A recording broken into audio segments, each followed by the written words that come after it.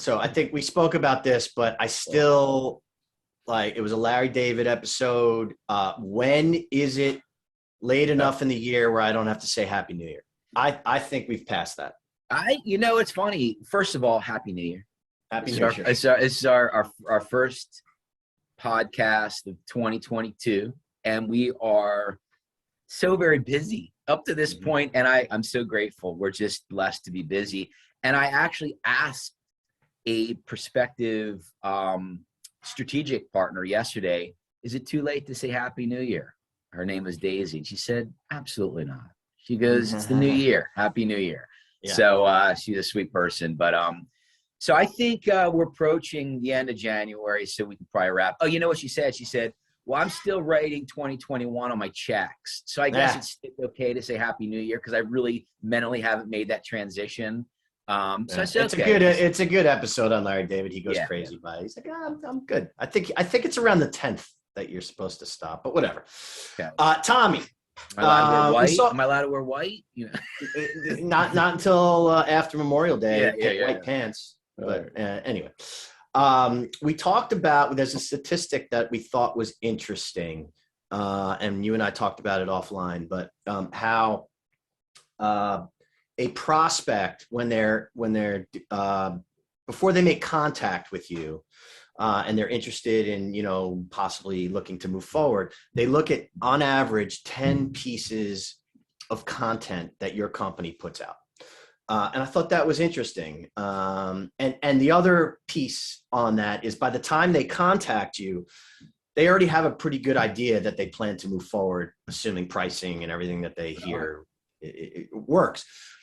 So, look, I one of our New Year's resolutions was to stop, talking our book that much, but we couldn't help it, because 10 pieces of content before they make contact with you, right? So what that tells me is there is a lot of room, a lot of opportunity for your audience to not get the message that you're trying to send, to misunderstand it, to forget that they were interested in you, go to your website, they may not see exactly what they need and they go off. So, tools like ours obviously give you information, and you can contact these people earlier in the process, but you're trusting your audience that they're going to understand your message. And I just thought that was crazy. It's a great piece of information. Yeah. And it's so important and so current. Content is king. Yeah. More so today than ever. And throughout this digital age, many, many new companies are popping up just to create content alone. And we know how tough it is to write good content. Like, you're assuming that your audience is wrapping their head around what you do and who you are by reading your articles and your paragraphs and all that. Content is king. So think about that. I attended a LinkedIn program through SNPS a couple weeks ago, and Colleen McKenna, she did an amazing job. She's a LinkedIn coach, trainer, expert, and she did an amazing job of showing you different tips and tricks, settings and privacy settings and images, and even like recording your voice. And what's the name of the game is to, when somebody looks at your profile, they want to feel like they know you quickly, like you're in person, and then what they do next is they may take a next step and engage further, maybe go to your website, maybe, look for you, or look for you at a networking event or something. So anyway, she brought that fact up too. 10 companies or prospects or clients, or they will look at 10 pieces of content before they even reach out to you. Yeah. So what does that mean? If you're not engaging early, for example, if they're reading content number 2, or if you don't know that they're reading content number 2 or not content number 3, you're losing an opportunity to explain to them who you are, what you do, what your services are about. Just to Did you get all the information you're looking for? Right. Can I help Reduce the risk of them, going off, veering off, because like you said, they will make a decision about who you are, who your company is, and whether or not they reach out to you or not.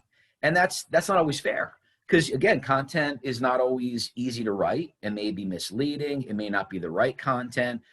Knowing that at an early stage is gold, is powerful. Yeah. Well, a couple of things. We were going to talk about this a little later, but what you said, podcasting is a great way to put out, like we're doing right here. Right. It's a piece of content that can give you an idea of who Joe and Thom are. Do you want to work with these guys? Do they know what they're talking about? And it's a softer approach, and it's long form. So like you can really see how we are. And it's not like, a demo, you might have a set amount of time. And if you're not on your game in the first 10 minutes, it can really screw up a whole deal. Whereas now they're getting to know us, and, we're becoming a voice in the industry, and it could provide some top of mind presence. But this should be considered. I gotta say, I gotta thank you, because you were the one that nudged me to really start exploring podcasts and really understand the power behind them. And I was a little bit reserved, maybe a little insecure at showing my face and welcoming in, an audience into my living room. And quite the opposite happened, where we started to realize that people are getting to know us, know who Joe and Thom really are. And we're talking about other things. We're not talking about merge analytics and what it can do for your company. We're talking about, the power of gratitude or entrepreneurship, breathing, entrepreneurship.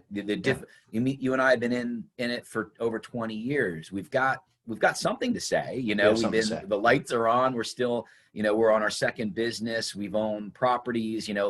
We have got something to say. So I thank you for nudging me on this podcast. And I think they're getting better and better too. And they're quite powerful, because you can get a message across easily. You can articulate a message, and you don't run the risk of somebody not really understanding words, because again, content doesn't always come across as clear as you'd like it to. Yeah. Totally. And you can listen to us listen to a podcast at your own time. When you're doing a sales demo, you have who knows what happened before, who knows what you have after the demo. Personally, professionally, your mind is, are you really thinking about how, understanding exactly how we pick up a unique ID to give an email address? That could be lost.